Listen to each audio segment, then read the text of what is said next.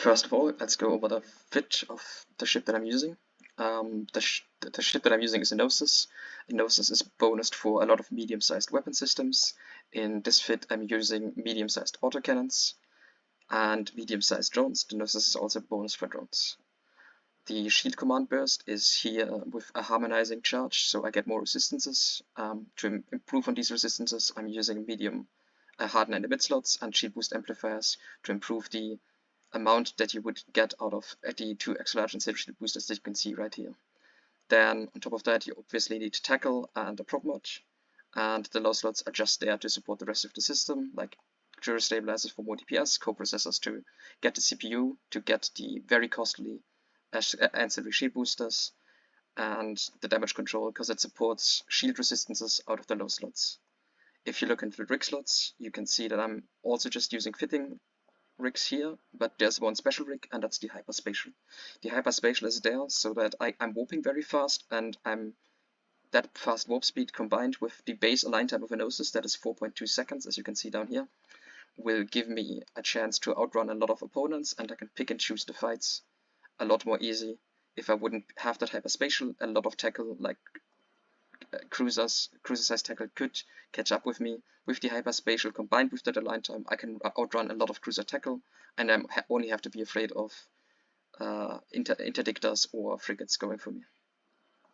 Okay, first of all, let's show you how I started this engagement just prior to getting the engagement you're going to see right now.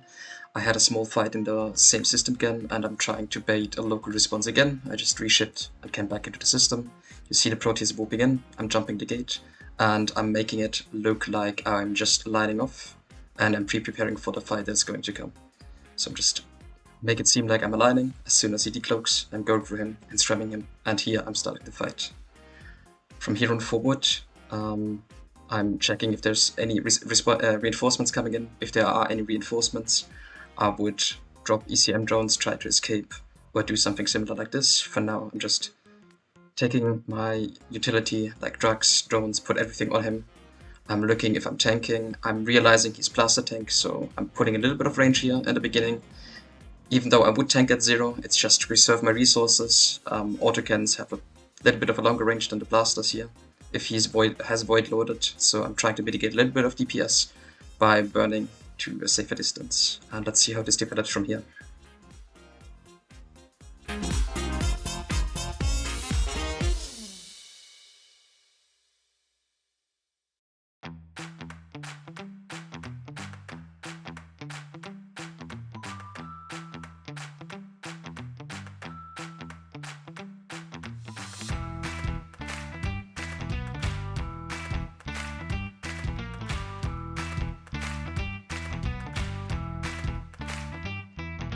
At this point, I realized that I can comfortably tank him, so it's all about keeping him in the fight and giving me enough time to kill him.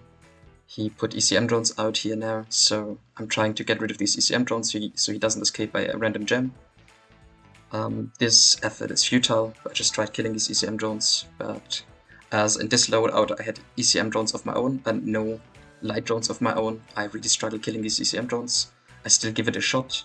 I'm comfortably tanking, so this is the second way I try to keep him in the fight. I'm not trying to over-tank him, I try to make it look like I'm breaking myself. You would see me using less cycles. I even don't push my ancillary into the reload because I think I'm comfortably tanking on my second ancillary. So I just let it keep going. I let myself dip into structure, and that way I make him think that he might be able to break me, and I hope that he would burn back into me. You see him getting an ECM cycle once, so he could have warped, but because I was baiting him with making it seem like I'm breaking, he is coming closer again, and because he comes in closer, I have enough time to actually kill him.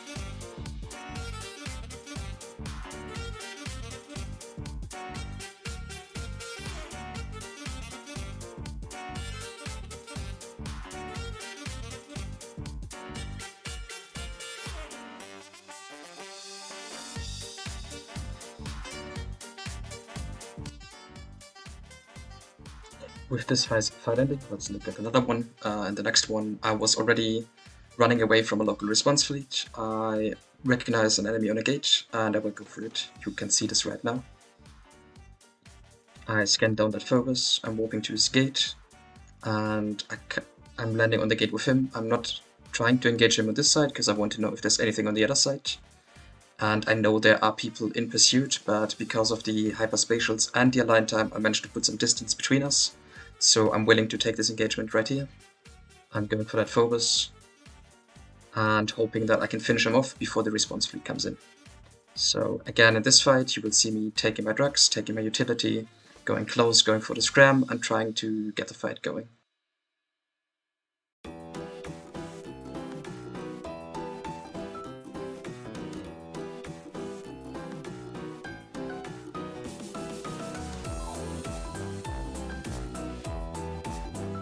Here you can see the Malediction going to make a mistake. He's coming close. I decycle my scram on the Phobos, I scram down the Malediction, and I switch my DPS over to him.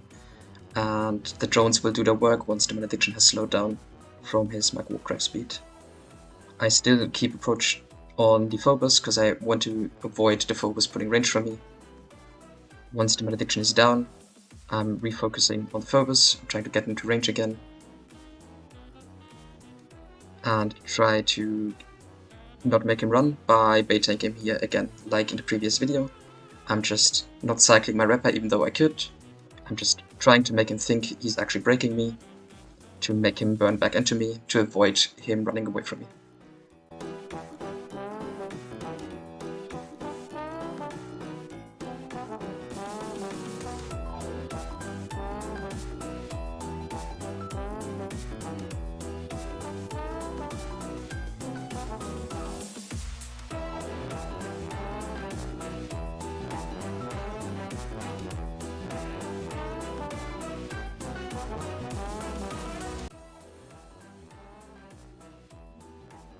As stated prior, there's still a gang following me. I know it's in hot pursuit. I'm checking if there's anything interesting in the loot pile. Not seeing anything that is interesting. I'm just getting ready to leave. I'm gonna jump a couple of systems. After reloading everything, you can see the first response coming in. I'm looking at the size of the response. And for now, I will jump a couple of systems and run away and try to figure out how big of a response is going to come from me. So let's speed up the video and see me jump a couple of jumps. I still keep scanning D-scan. I see a Stabber Vex at 4x. I would be very comfortable taking that fight. I check if I have a daily login reward. I see I have a drug that I could take for that fight. I'm contemplating if I want to take that engagement, but I don't like taking Maulers. I walk to another gate, again using my advanced hyperspatial speed to outrun the cruisers, see if there's anything still following me, and I make some tacticals in advance if I would need them on it.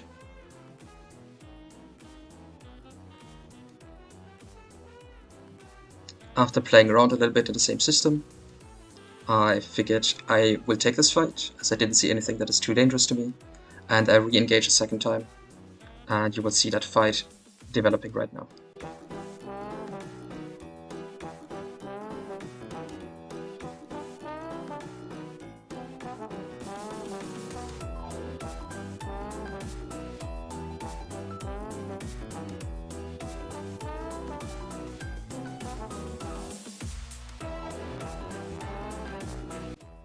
In this fight, I will adapt a very different mindset. I'm not trying to bait tank here. I'm trying to get the maximum utility out of my boosters. As there are multiple opponents engaging me, I just try to finish them up one by one.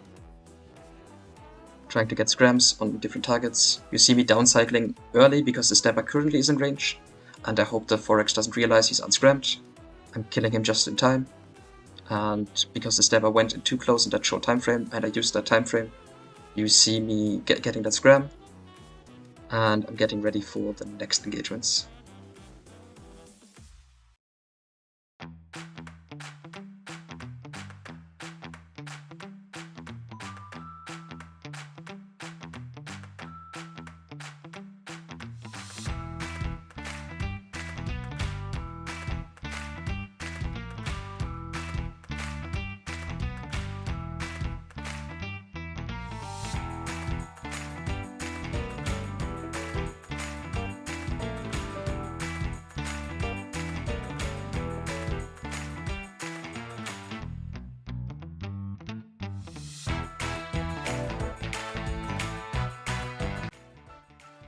At this point I still thought I could take that fight. I'm gonna scoop a couple of drones to replace the ones that I lost, and hopefully regain some DPS to maybe break the vengeance that I'm currently not capable of breaking.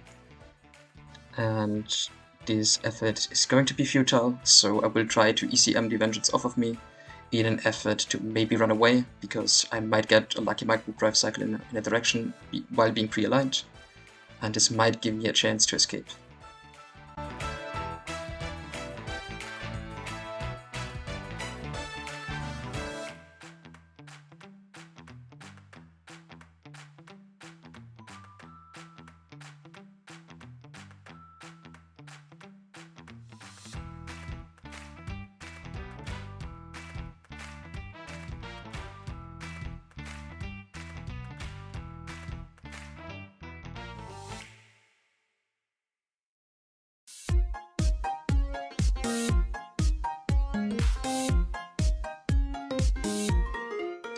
Getting that lucky ECM cycle on the vengeance, I try to pull range, micro drive away from the Tengu, but the Tengu is smart enough to stay in distance and stay on top of me.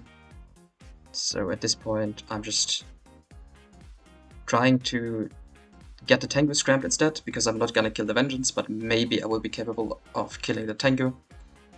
After burning into the Tengu, I do realize I'm probably not gonna be able to break him, because he is most likely a more expensive fit. And this is where I'm going down, and this fight concludes.